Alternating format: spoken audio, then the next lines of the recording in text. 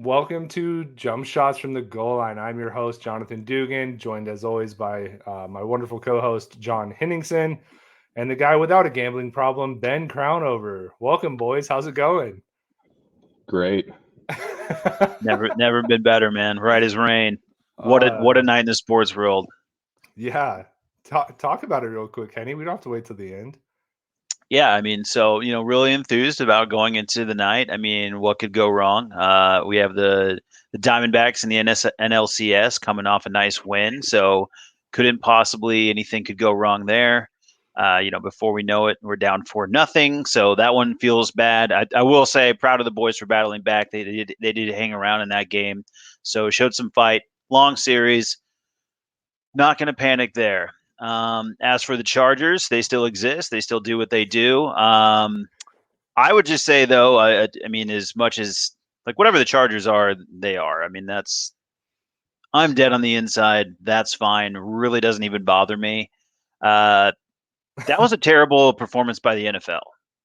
Like, there's no way anybody could have possibly enjoyed watching that game. I don't know. You're just casual observers, but I mean, they kept 20 flags on the field and they picked up a bunch of others and got involved in a bunch of other things they didn't need to. I mean, that was just bad. And this is why I'm with this is why I ride and watch college football, because it's enjoyable. There's actual joy in it, one direction or the other.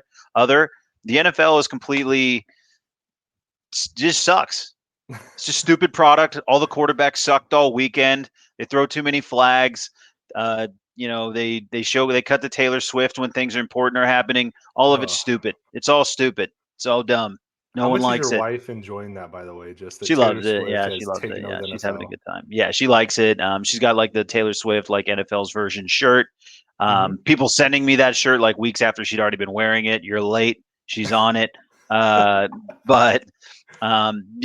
like my takeaway from the game tonight was just like it wasn't even fun to watch because they just threw a flag on every single play. I'm like, just tell me the NFL just Goodell just walk out in the middle, crown a team, and then let's move on.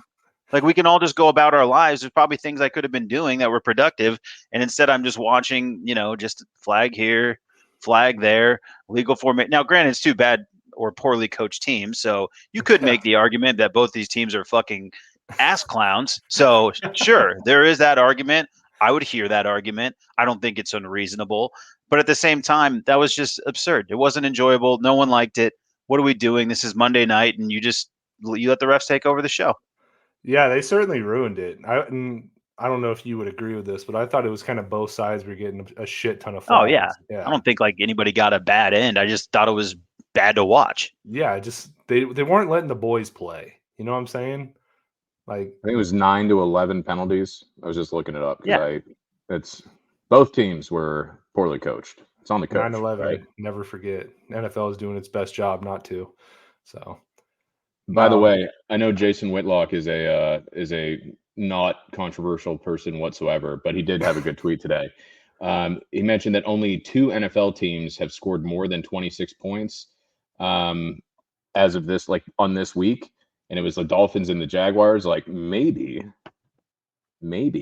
it's just we're dealing with bad quarterback play. I think Herbert and all his pimples may not be that good. Dude, he's the only reason the Chargers are in the game, though. I feel like he doesn't have acne, right? Like he doesn't, but like he looks like he should or he used to back in Oregon. I don't remember, but when I think about him, I think about him doing like an Activia, or is that the yogurt? Whatever. That's yogurt. Proactive. Yeah, he's reminds me of Proactive. I think that's right. Yeah. Is it? I don't know. It doesn't matter. It's we're past. There's one of the Accutane.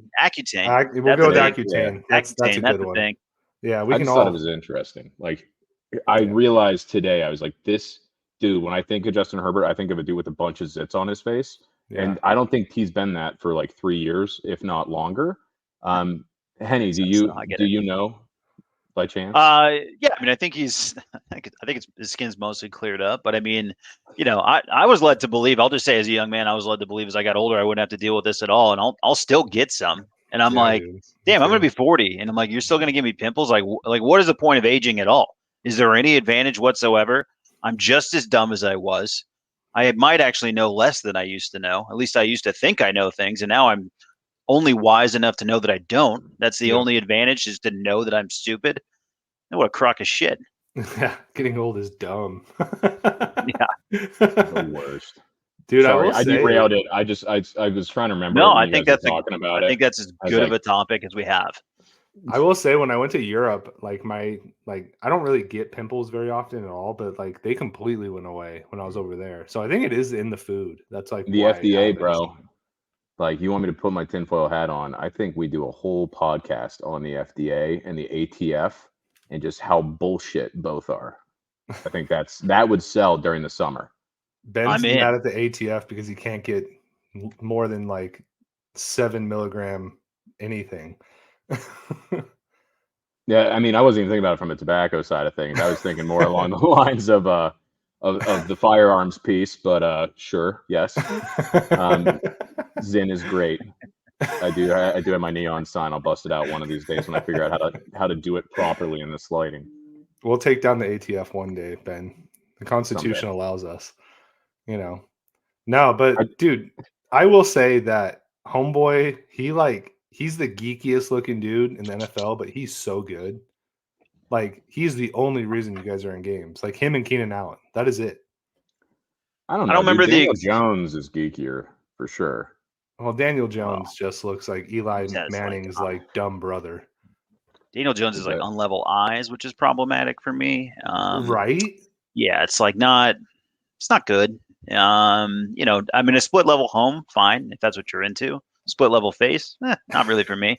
But Herbert, I think the record is, and I could be wrong on it, but the number is something like I think it was going into this game like 25-1 when we hold teams like under 24.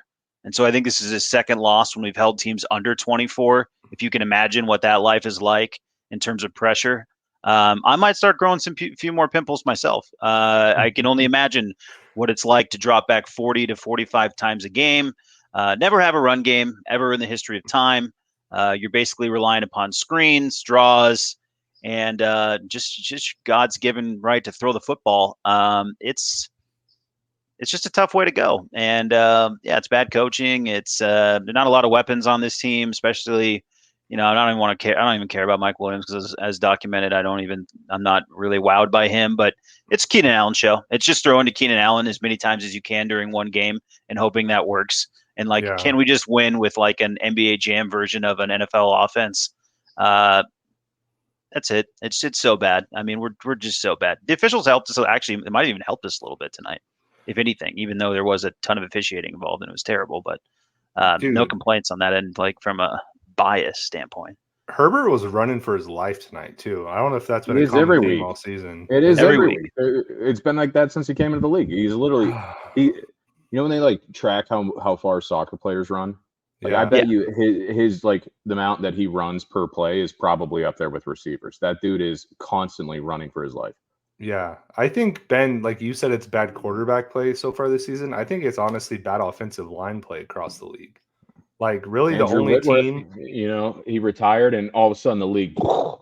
I think the only team that has a consistently good offensive line, well, two teams, and funny enough, they both lost this weekend, but it's the Eagles and the Niners. Like, they've certainly built their team, like around the offensive line. And like, look what they're able to do in the run game. Look what they're able to do protecting, their quarterback. Like that should tell you. I mean, I watch the Ravens every week. They do an okay job, like pass pro, but like they can't run block to save their lives, which obviously hinders the offense. You guys have your issues, like you saw tonight. Ben, your Steelers haven't been able to freaking pass block for like 3 years. So yeah, it's just bad. It's been bad. Could be it, honestly. Like, I don't know, without diving into all of the different offensive lines, like I remember back when the Cowboys were like, they had that bum who ended up having like leading the league and rushing. Like, I remember that guy who I don't remember his name, whatever. Before Zeke, whatever, that dude, like, and it was Marco like they Murray? had, yes. And it was former like Arizona running backs coach. That's wild. Made a pit stop. But like they were so good, even with like crap offensive, like quarterback play, whatever. And then they got Dak and everything was saved forever because obviously they're great. But like, no, it's like any team that is actually good, Eagles, Niners, have an offensive line. It's like the simplest thing in the world. It's why the Steelers are bad, because up until last year, they waited. The last time they took a first-round offensive lineman was 2012 when they took DeCastro out of Stanford. So it's like, dude, they literally, it's like, I know why the Steelers are bad. It's why the Colts got Andrew Luck to retire early. You see all these young quarterbacks come. Yep, you get all these quarterbacks to come in, and then they get destroyed. And it's like, hey, rather than fix the problem that made that, let's just keep getting them killed every week and get a new one in 3 years. It's bad. Even tonight, dude, like my buddy Tyler texted me and he's like, dude, the Chargers offense is so boring. It's so vanilla. But like, if you can't pass pro, like you can't unleash those long bombs anyway, dude. It doesn't matter. I mean, it doesn't matter. Herbert had what, like 2 or 3 seconds to throw the ball basically. And then Micah Parsons was in his face. Yep. And then get ready to run right and then uncork one as you run for your life at full speed. So, I mean, he was above 50% throwing full speed running right, which isn't bad, with Micah Parsons chasing you. An extension of that, too, would be their terrible tight end room. Did have a touchdown, though. Cool. Caught a 1-yard ball in the flat. It's like every Chargers tight end to me looks like they were like, all right, let's just grab a dude who was bad at basketball and then slap him on the offense, like, right there. Two bad Antonio Gates. Yeah, that's the thing. They're in these 2 tight end sets, which you think would then be like a threat to run the ball, but no. Parham catches the ball on 2nd and 20. This guy can't find the sideline fast enough. He is so afraid of contact. The guy is like 6'7", absolutely allergic to contact, which you have to love from your tight end. You have to love that. To be fair, though, John, like that guy's leg got absolutely torn to pieces. When was it? 2 years ago? Okay, so cut his ass, Dugan. He ain't a Pro Bowler. Like, see you later, pal. We got more knees coming in. Like, I mean, I'm sorry, dude. This isn't exactly like there are guys that like, yes, like I am willing to give that luxury to. But come on, dude. Like, and then like they're holding on to this guy like he's gold on this roster. And then Gerald Everett's just an absolute clown all the time, just doing stupid stuff. Like literally cannot complete a route the way anybody should. When he's in man, does he finish a route and continue to run through the zone? No. Like when he's in his zone, he should sit. He runs through like it's man. The guy has no clue what he's doing. It's absolutely. I've been complaining about Gerald Everett for over a year. That should not happen. Not Gerald Everett, dude. Like I can sit here and can complain about them hanging on to a left tackle that they believed in or something. Dude, tight ends. There's like 20 tight ends in the league from Iowa that are better than any tight end on our roster. That is frustrating. 9 of the top 10 tight ends in the league played for Iowa per Pro Football Focus, actually. Who is 3 of those guys are punters.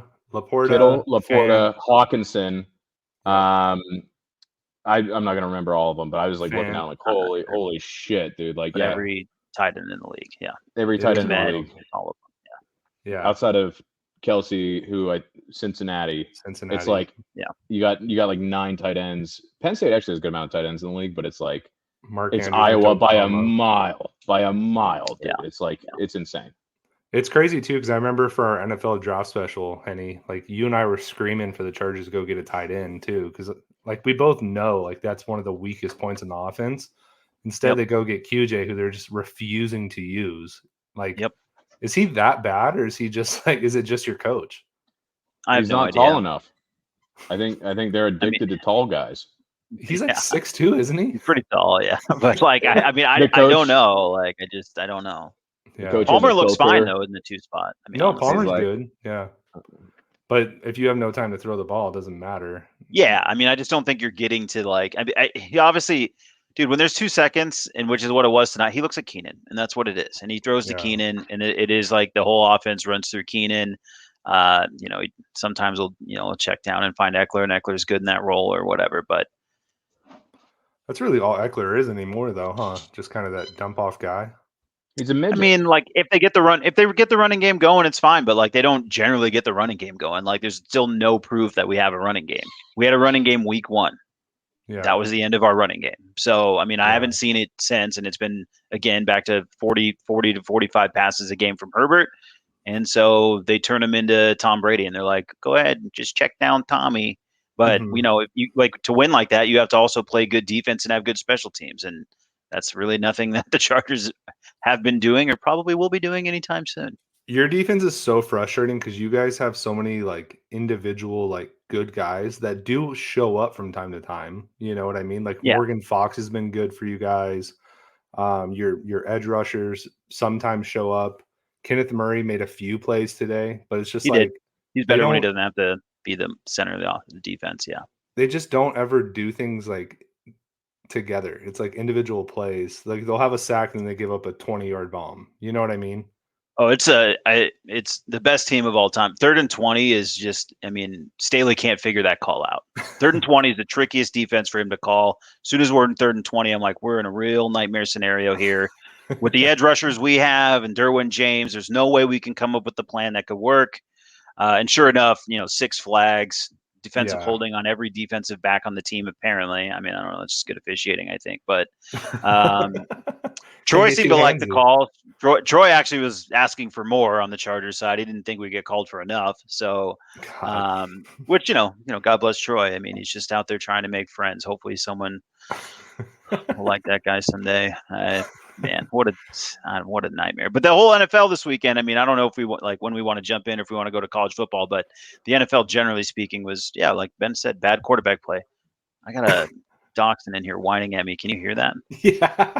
Yeah, I thought so. I thought it was a door opening, dude.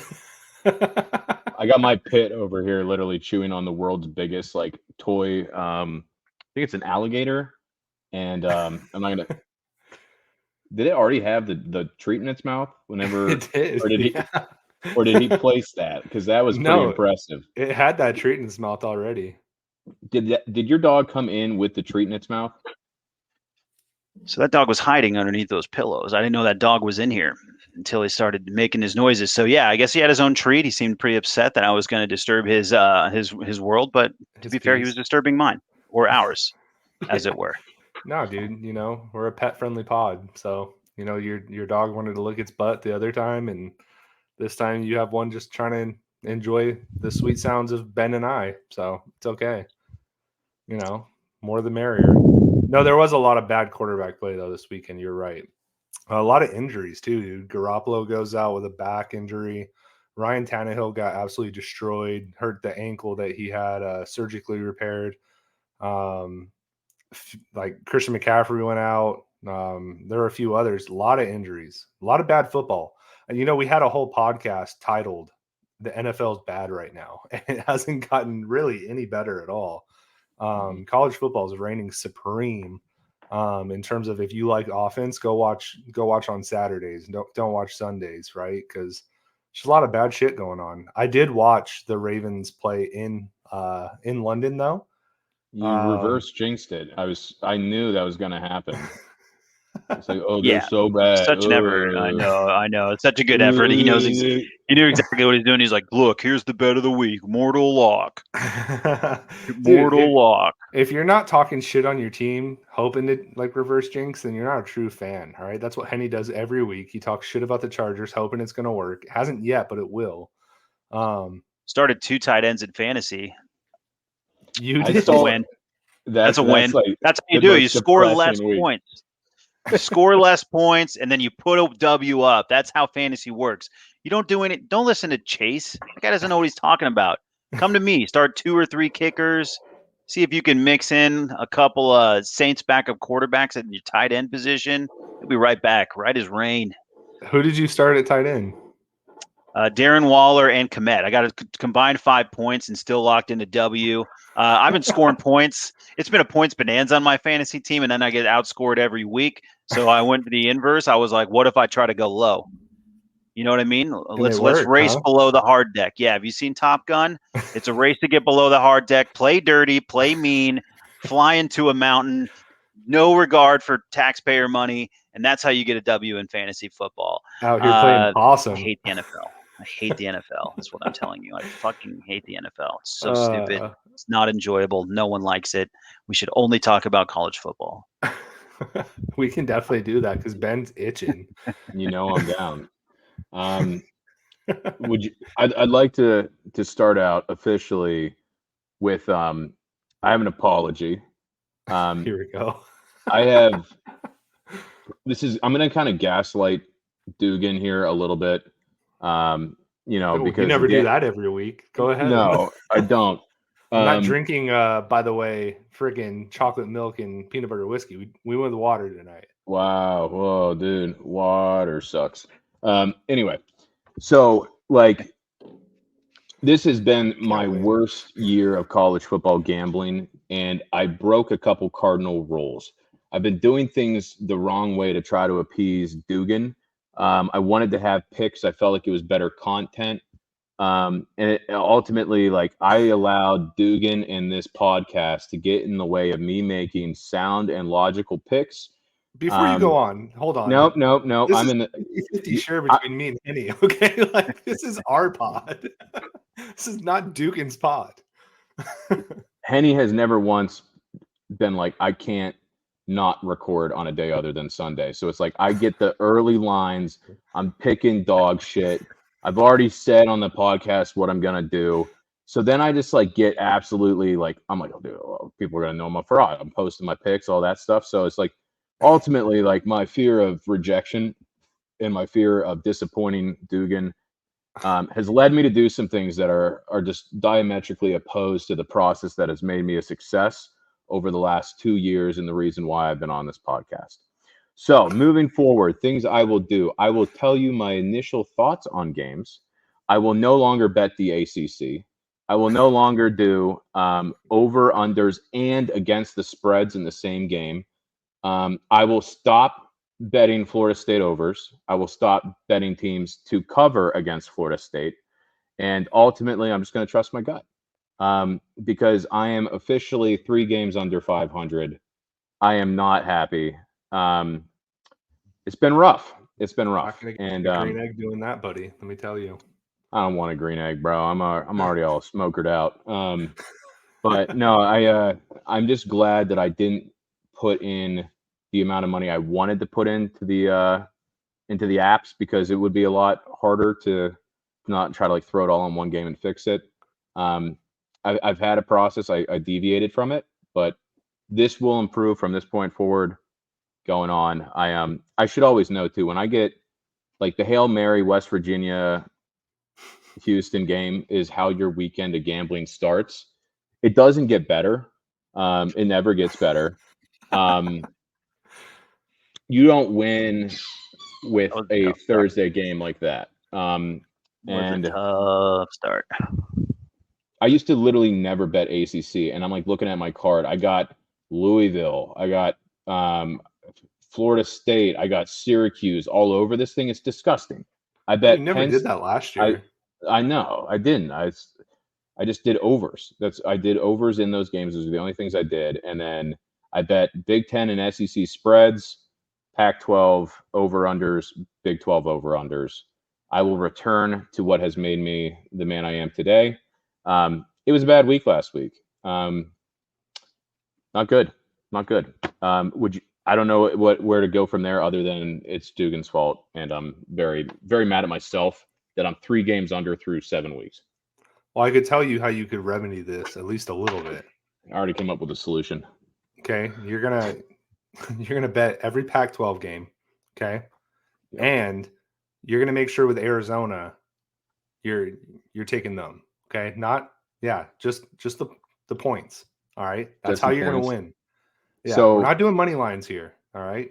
No, we don't. But there were some good games obviously last week. The problem is that I fell for some of the sucker lines. I literally said, I was like, USC is going to lose multiple games this year.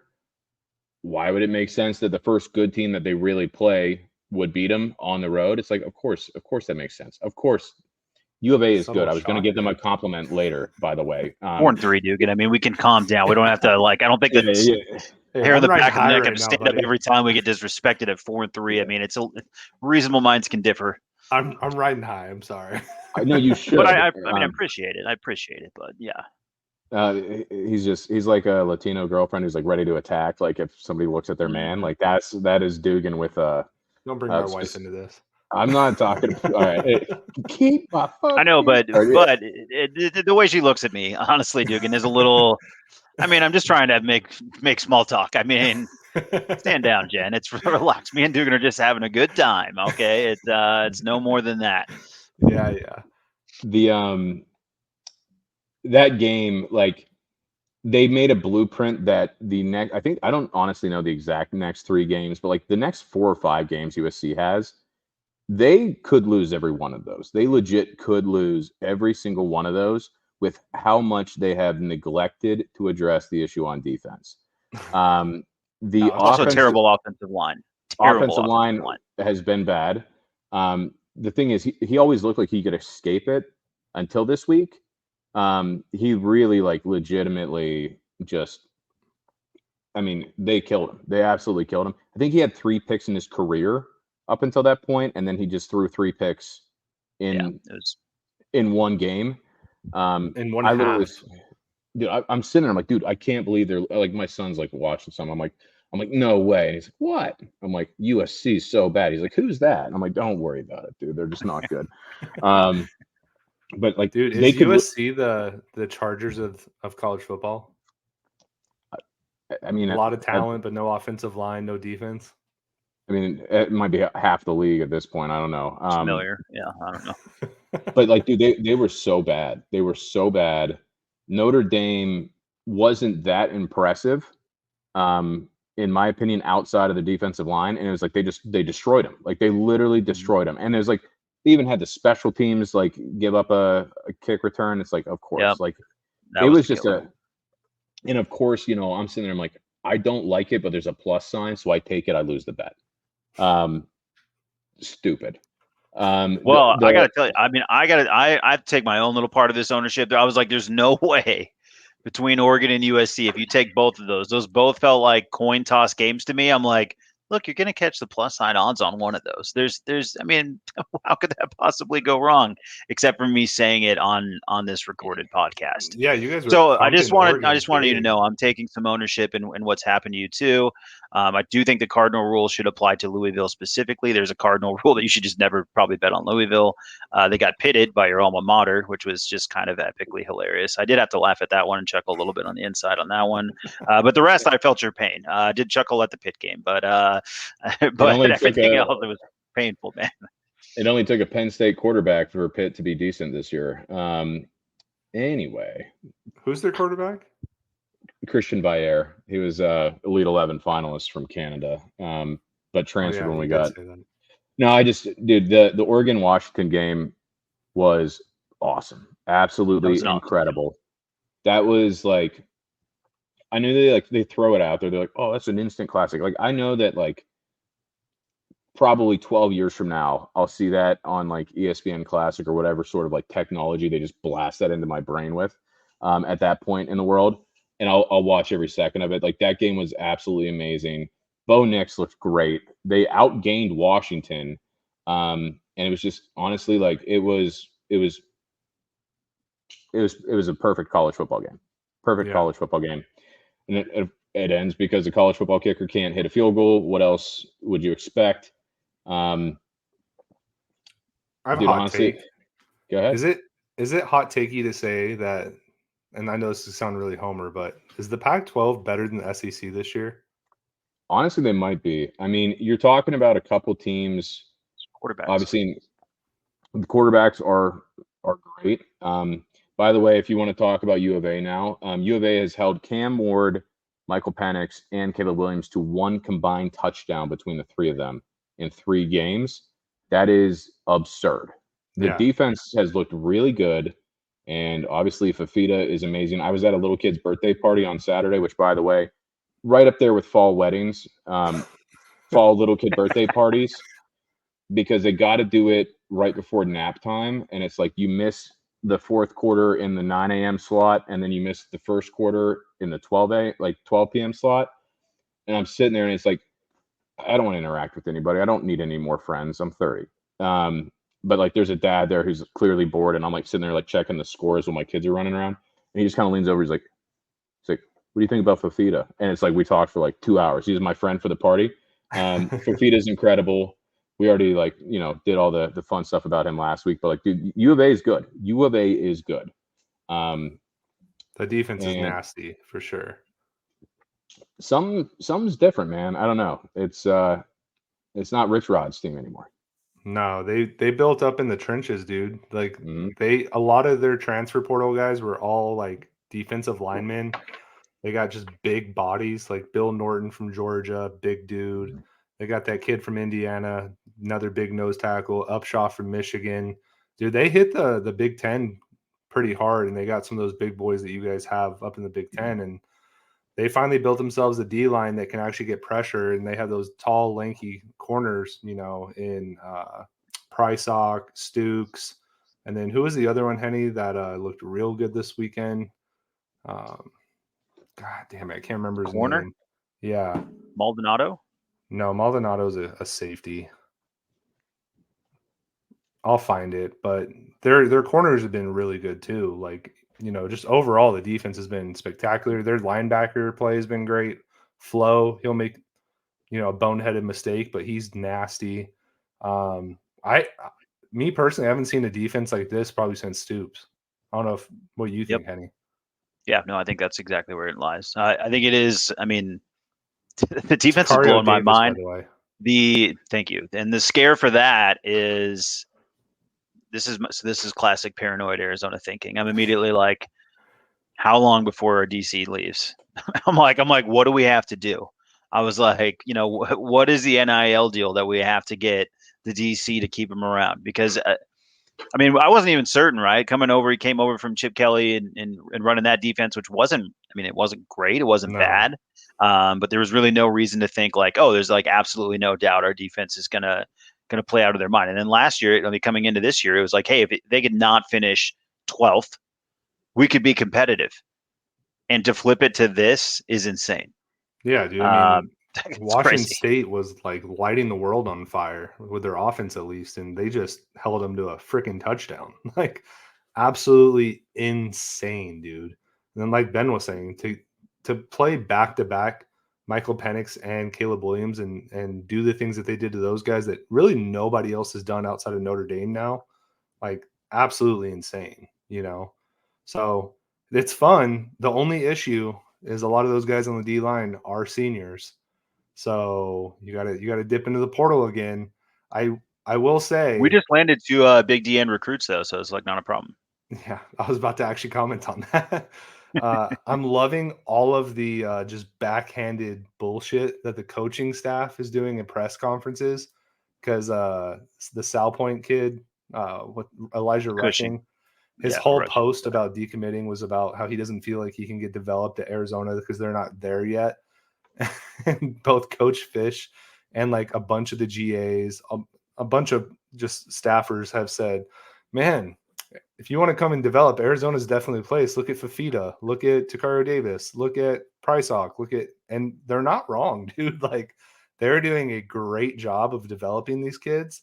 So if you're a 5-star, and you're already got that talent, I don't know why you wouldn't want to come to a program like this. Definitely like a people's program, like they are definitely empowering these kids, creating a culture. We have EGs, dude. Like, come on, we got ranch fries, dude. People lie, numbers don't, baby. Come on down. So I'm excited to see the rest of the season. I think since probably the Washington game, I think I've gone into every game now pretty confident that we can at least do well. And they've exceeded expectations. I thought they would have a come down moment this past weekend because they played back-to-back just emotional games, and they went out there and just kicked ass, dude. What they have, dude, like I think 6 rushing touchdowns, right? Yeah, because Fafita wasn't throwing touchdowns. Like, we just kept jamming it down their throat with the run game, which is like by far the best thing you can do. There's nothing better for your quarterback, for football, for everything than just running the ball down people's throats. Jonah Coleman's a dog, dude. He's the future too. That guy looks so much like Marshawn Lynch or like we have SEC sized running backs. We do. There's some big boys. We do have DJ Williams, who was in the SEC. He was at Auburn. He's also an ACC. Yeah, he looks like Florida State. He looks very SEC. He's a big boy. No, it's refreshing, dude. And like Ben's known me for a long time. He's known you for a long time. Like we always try to talk about Arizona football, and it's always been kind of the running joke. But like I think we're gonna go into the Big 12 next year and actually be very, very competitive. Till Dion gets 80 more transfers and just retools the entire roster. If You're back on the Dion train. I knew it. Get the shades back out, Duke, and fire it up. Let's restart the pod. You think that he's going to stay at Colorado, though? No, he won't. But next year he probably will. You think? Yeah. But by the way, A&M isn't going to fire their coach? I don't even want to talk about Dion. I hate him. No, yeah, that's a good combo, though. It's like the Stanford game was like one of the most absurd comebacks ever. And that was catch, what, dude? Was that Friday night? Yes. Dude, I don't even. It's distant memory now at this point. I didn't have any money on it, but like that was insane. Wasn't Shador tweeting something out during halftime or something? It's like, Jesus Christ. That's how the Steelers fell apart. You had Antonio Brown and Le'Veon Bell doing the same thing. To be fair, though, he probably has like somebody doing his social media, but they're just not doing it well. It's like, don't do that during the game, intern. I need you to wait until the game's over. But Dion's post-game press conference was like, they just don't love football as much as me. It's like, dude, at some point you're the coach, and you should never, ever, ever, ever, ever lose a game up 29-0 against Stanford, who literally a bunch of nerds. We already talked about nerds earlier. Bunch of nerds. That catch you know how was I feel sick, about nerds though. on this podcast. No nerds. This is not a nerd safe place. Positive. I don't know. Whatever. That catch was over Travis Hunter too, huh? In the end zone. Yeah, God, that was wild. That was like, I love those catches because you just sit there and you're like, dude, that's gonna be like, you remember it for the rest of the year. That like random over the helmet, like something like either it's like it has always has to do with the helmet. Him. It always has to do with the helmet. But that was wild. I will admit I was wrong on Purdue. I think Ohio State was concerned about Penn State, but didn't look like it. didn't look like it. That was rough. Kentucky, my theory of team coming off a loss going back home, they got walloped by Mizzou. That was depressing. Mizzou's actually kind of good though, right? They are good. I've seen Kentucky like destroy Florida, like made me think that they were better than they are, but like no. Florida's just that bad. Then again, unless in which case you better believe Curb Stomping's a coming. Who also beat Texas A&M this weekend. Yes, wild game there too. That was my most profitable game of the week. I had 4 units on that one, 3 on the under and 1 on the spread. And dude, we know exactly what Tennessee is. They just run the ball. They don't even try to have Milton throw it deep. If they do, they shouldn't. He's awful. He's really bad. Maryland got upset by Illinois. Finally, that preseason Big Ten hype caught up in Illinois was dangerous once. Troy covered, but they're on a bye, so I don't know what to do for the degenerate pick of the week. I think you get a pass. I think you get to pick like somebody new. Don't let Big Pod push you around, Ben. You just trust your gut, man. Dude. Remember, you're a probiotics guy now. Gut health is important. You're no young man. You got to protect that gut. But this is a perfect example. On the podcast, I said I was afraid of taking the 5.5 points for Rutgers against Michigan State. Mm-hmm. I had correctly the over of 41.5, and then Dugan was like, "Well, you can't do that." And Big Pod pushed me into a corner, and I took Rutgers -5. They won by 3. They came back from like 17-6 or something like that in the first half. But like that's a classic example of Big Pod just taking it from the little guy. When did I become Big Pod? I don't know. Dude, as soon as you stopped wearing sleeves, bro, you've been Big Pod and you've been bullying people and packing them into corners. You know you've been like that, dude. Stop acting like you don't know when you're doing it. You know what you're doing, dude. First of all, if Ben is getting pushed around by the likes of Big Pod, I have questions. I want to just say it's because I want people to not, think that I would not. I've been hot on Rutgers, and I was like, I sensed it was the wrong game. And Dugan's like the devil on your shoulder who just tells you all these people who like you don't even know are listening. All these like women are watching you on YouTube. They don't want to think you're a liar. Like, and it's Dude, like, this bed is it's a hotbed on the Jersey Shore. There's a bunch of Sammys out there who think you're a big deal, Ronnie. They think you're a big deal. Come on, do it, Ben. and then I take Rutgers. So it's a rough week. I'm off Syracuse forever and always. They will never connect on a deep ball, and that was my slate. It was rough. I think you're just off the state of New York and the state of New Jersey for a while.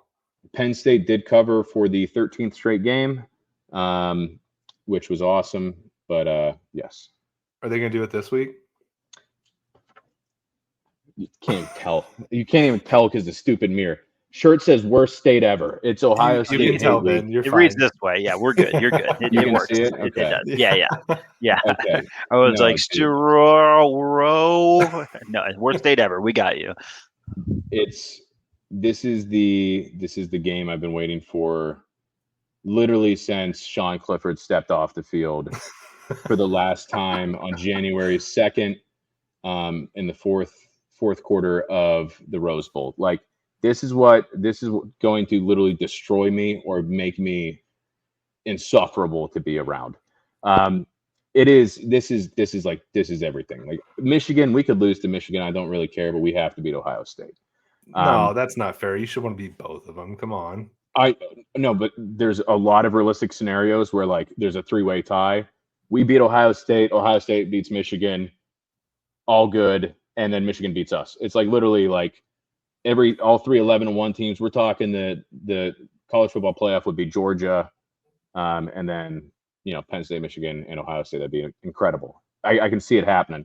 By the way, Iowa, I forgot to mention. That's going to be hilarious, though, when they take Washington over Penn State with a one-loss Washington team, and you're just outside looking in with your worst state ever shirt on. Dude, don't do this to yourself. I'm telling you, I'm trying to. This is small pod talking to you. Don't do this, man. I know. Don't say these things. Big pod and small pod coming at you. No, it's What would you do really quick though? What would you do if they took a Pac-12 team over Penn State? They took Washington in 2016 over Penn State when Penn State was 10-2. We were number 5. Yeah, I mean it's what happens. I get it. Like we've literally been outside twice, in 5 or 6, and they've taken whatever. It's going to put a weird twist on that instant classic when you're watching it 10 years from now with that Oculus thing on your face, though. And you're like, oh, this game's a classic, man. Yeah, this one win carried them over the Penn State in the playoff. That's so cool. God, that's cool. I need the Pac-12 to do. I need the Pac-12 to do Pac-12 things. Cannibalize itself? They will. Yes, yeah, they 100%. I would count on them. Yeah, Utah will beat one of them. Dude, this is just so important. Like, this is so important. This game is probably an under, and they've been overs like the prior 2 years because you had CJ Stroud and all that stuff. But like, I literally have been just like crushing news articles and podcasts and looking at stats. Last year, Penn State was up going into the fourth quarter. Do you know what happened halfway through that game? Olu Fashanu, the projected first offensive tackle off the board in the NFL draft, got injured halfway through the game, and then JT Tumalao or whatever, Polynesian dude, number 7 or whatever in college football, basically had like the fourth quarter of all time, had like I think 4 sacks, 3 sacks, fumble recovery, interception, all that fun stuff. Like Penn State did not have their starting right tackle or left tackle in the fourth quarter against Ohio State last year, but we had Sean Clifford, right? Hell yeah, brother. Right on. He should probably start over Jordan Love at this point anyway. But no, dude, like legit, like they have been so close since 2016. They have been so close. It has to be this game.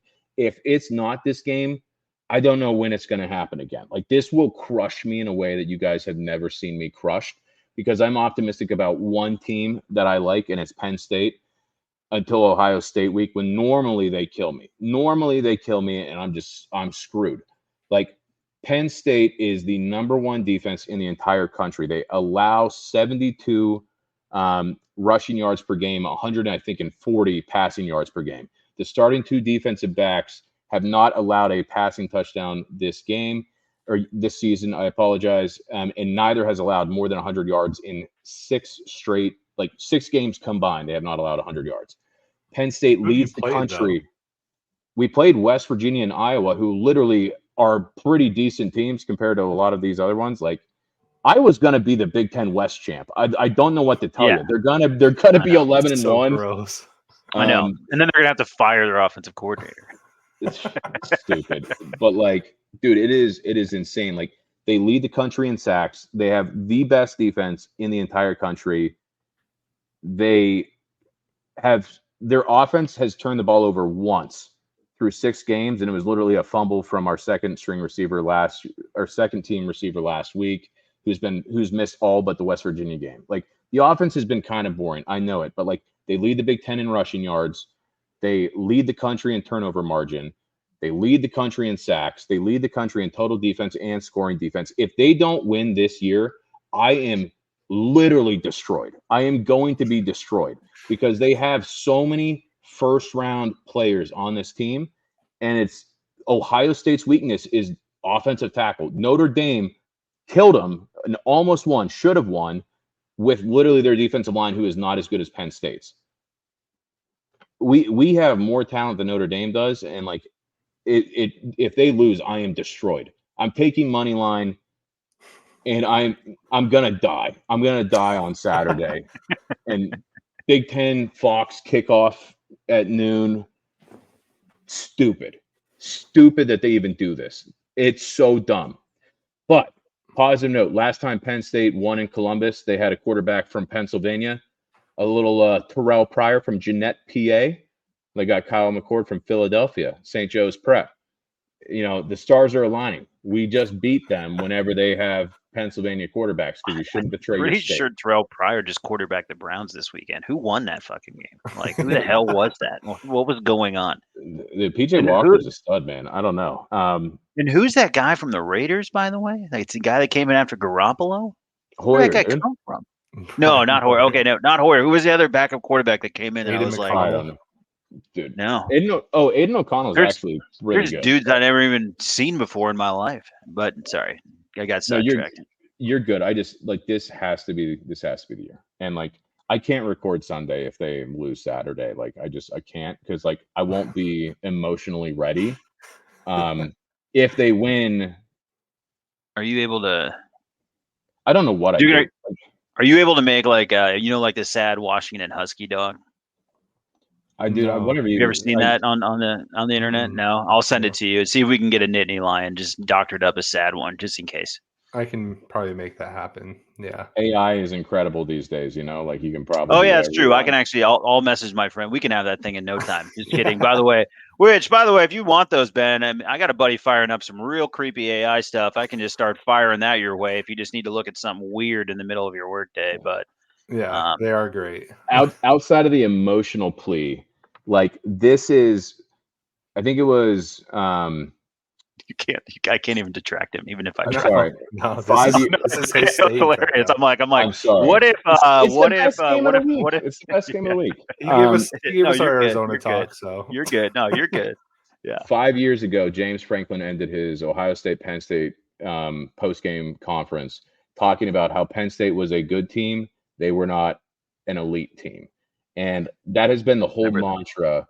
Literally, it's like, how do you get better? And they've done things like hire incredible coordinators. They've gotten better players. They've done all these different things to, like, in theory, close that gap. They've been so goddamn close that if they don't this year, I don't know if it realistically will ever happen, because like they could have kicked the door open in 17 and 18 when they lost by 1 point each of those games. So yeah, if it doesn't happen this year, it's more of like a culture thing then, right? You have to put the Joe Pa statue back up. Yeah, I mean, it's is that the move? That's actually, there's a lot of urban legends about that being hidden, and nobody knows where it's at. Like, there's some really good articles actually out there. They've been hiding a lot of things at Penn State for quite some time. I don't have any doubt that they can hide that thing. I mean, I don't know. Kind of walked right into that one, Ben, but I'm sure it's yeah. God, that was really good. Here's the last two things I'll say about it. Penn State is as healthy as they can be. Outside of their left guard, who could play, James Franklin has been very cagey. Like our starting left guard from last year, who was a top 100 recruit, had to medically retire start of the season. We have JB Nelson, who is the number one junior college guy, but he got injured 2 weeks ago. So in theory, as long as they have him, that is like the only injury they have. The other, like, and they've been resting their guys. They legitimately had, dude, they've done crazy stuff. Like they have a lot of focus has been put on like Penn State's explosive play rate, but their running backs, I think, have a combined 6 carries in the fourth quarter the entire year. They literally have Alar has played like 1 series, I think, in the fourth quarter all year. Their starting receivers have not played all year in the fourth quarter. Like last week against UMass, the highest snap count for any starting receiver was 10 snaps.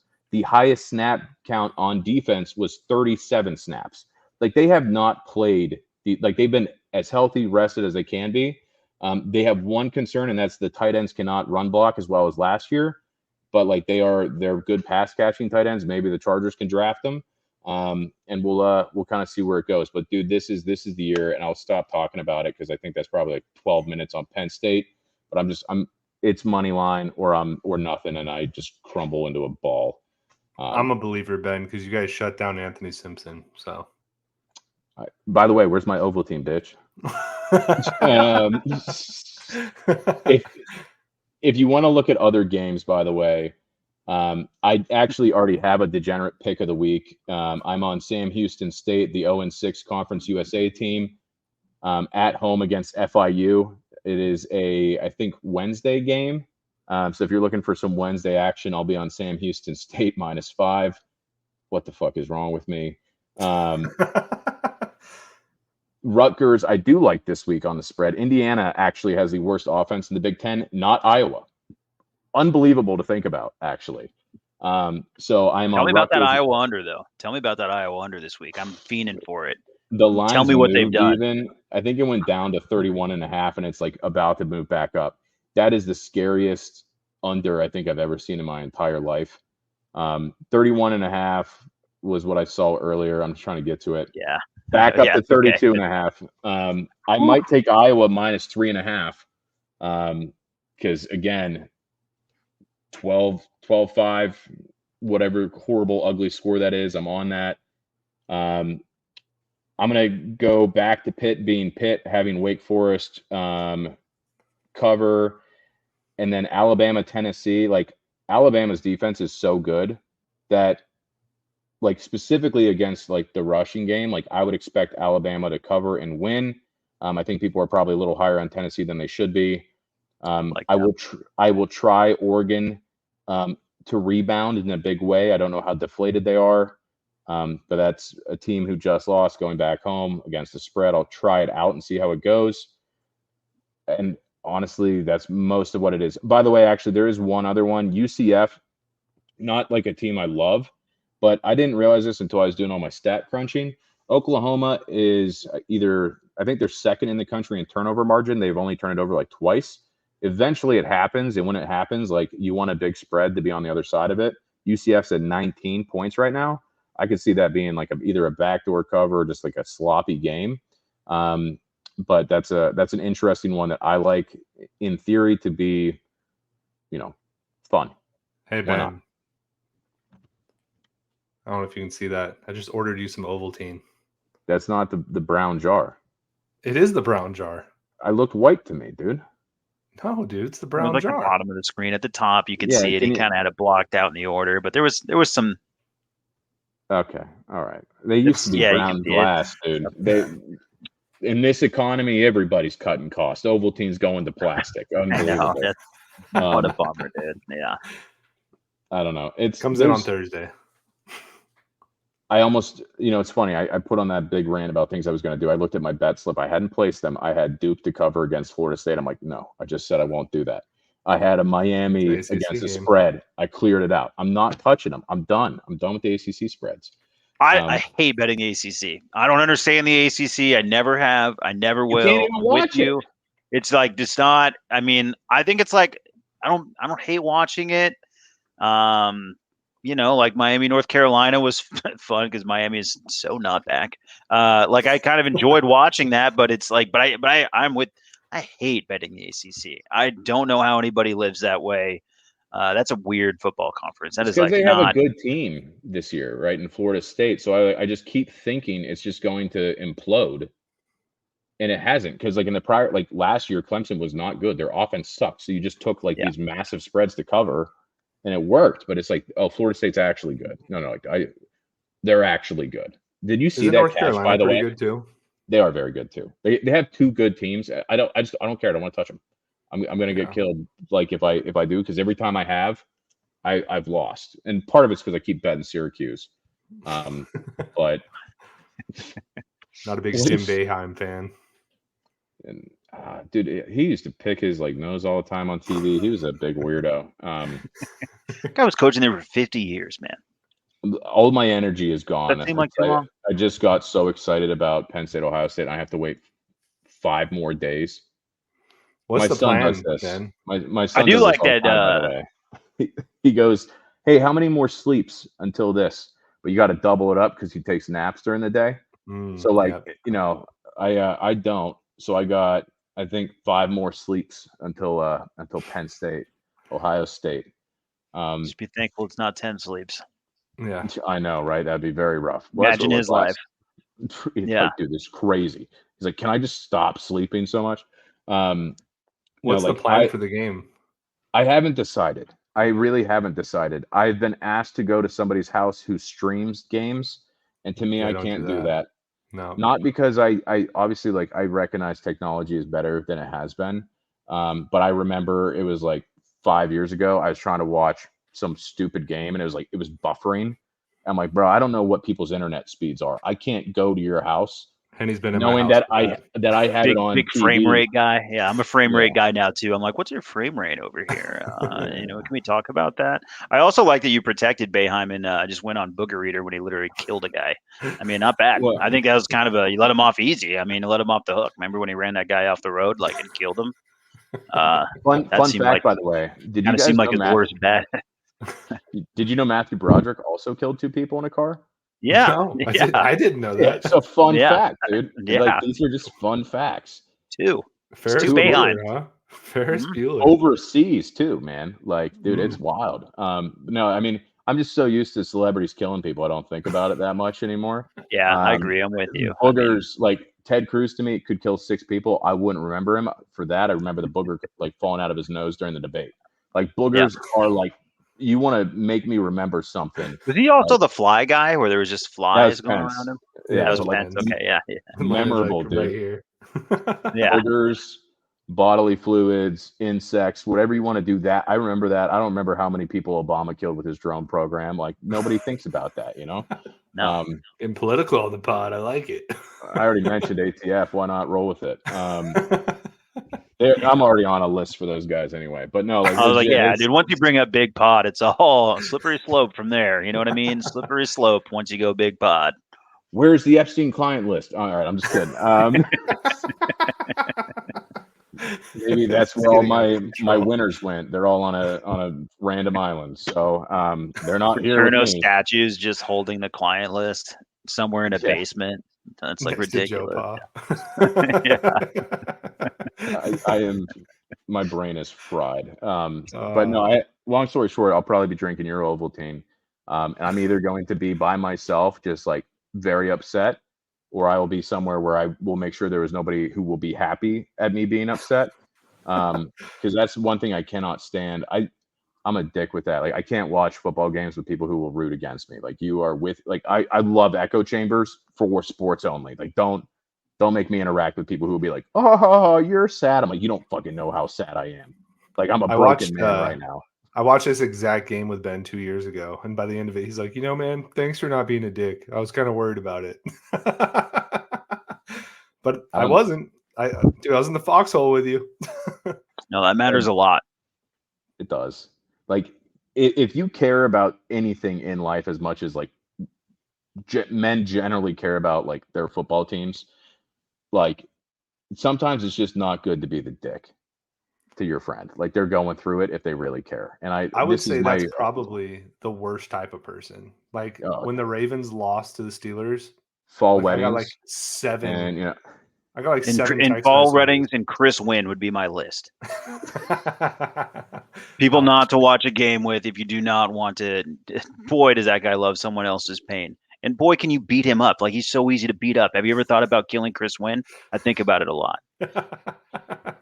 He listens sometimes, so we'll see if he catches that. Yeah. Oh man, I hope he's doing well. He's good. I see him out at bars all the time. He's got a good social life. Yeah, he does. Yeah, he's fine. Yeah. Popular guy. Lots of friends. I hope his dad listens to this and now he gets a call. Yeah. Yeah. Chris, do you have a problem? Yeah. All right, boys. Well, I hope Ben drinks that refreshing Ovaltine with some peanut butter whiskey just to try it out. Just say you will. You don't have to actually do it. It'll just make me feel better. But big week ahead of us. Ben's going to be on pins and needles, so I'll make sure not to bother him when we're at work. Won't bring up the game after this one bit. Won't be texting you during the game at all. Just be texting Henny, and we'll be like, reveling in your pain just without you. We've totally done that before. So I will do that, but not with Ohio State. I can't bring myself to root for Ohio State. There's like nothing in me to root for Ohio State. Like if you win and you want to send me that shirt, I'll wear it even after you sweat in it. I don't care. I hate Ohio State. That's a miserable place. They can rot. So I'll be a Nittany Lion for a weekend for sure. That's true. Your wife is a Michigander too, so correct. Can't be rooting on the Buckeyes for sure. Correct. When is that Michigan game, by the way, Ben? November either 14th or 21st. I can't remember per se. No, wait, I might have been mixing those up. I think it's the 18th. You may have a foe on the pod for that week, and that week only. That's right, John. I honestly don't even have a problem with Michigan as much as I do Ohio State. Like so can I just indulge you in a nostalgic story for once? Like not that I ever do this. I know, right? My hatred of Ohio State goes back to when I was 6 years old.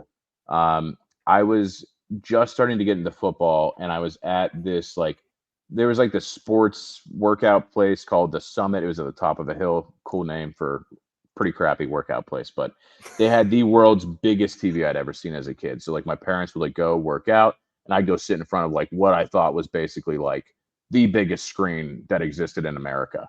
Well, they went on one Saturday, and it was when Ohio State was playing Penn State, and Penn State's freshman defensive back, Adam Telefero, got paralyzed in the fourth quarter. You don't see him much. So it does stick out. It's the first. I'm 6. I don't really think about it. And then Jim Tressel and his stupid sweater vest having ass, they go deep. They go for a legitimate 45-yard deep bomb on Penn State. The play after a dude literally is ambulanced off of a football field. And there's a bunch of dudes, I'm from Central PA, right? We're all everybody's rooting for the same team, and everybody's those motherfuckers. And it's that's just stuck with me for the rest of my life. And it's actually a really inspiring story. He walked again, 2 or 3 years later, but really crazy that it's literally I've hated them since I was super young because a dude got paralyzed and then they went deep. It was absolutely insane. It might have been 90, might have been 1999. I might have been 7. Who knows? I don't know what year Adam Telefero did it, but when you hate a team for reasons like that, it doesn't nothing compares to that. And I know they say we don't have a rival. They're real. Ohio is Michigan. It doesn't matter. I hate you more than anybody, Ohio State. Buck the fuck eyes. Let's go. I think that's a great way to end the pod, right? Fine by me. Fine by me. All right, everybody. Well, let's roll with the Nittany Lions this week. What'd you say? Buck the fuck eyes? Buck the fuck eyes. Buck the fuck eyes, man. Buck the fuck eyes. That's what we're going with this week. Don't forget to hit that subscribe button. Don't forget to go ahead and follow us on all the socials. We're on X/Twitter, Instagram, TikTok, YouTube. Obviously, if you're watching this, go ahead and follow us there. We throw some shorts on there all the time too. Follow us on Facebook if you're over 40. And then just, tune in week in, week out, share it with a friend, share it with a family member. We're doing this every single week. Ben is going to be on the comeback this week because he's not been the ACC. You can bet on it. Big Pod says so. So does Little Pod. But, just keep tuning in. Other than that, we will talk to you later. Bye. Little potted myself. Idiot.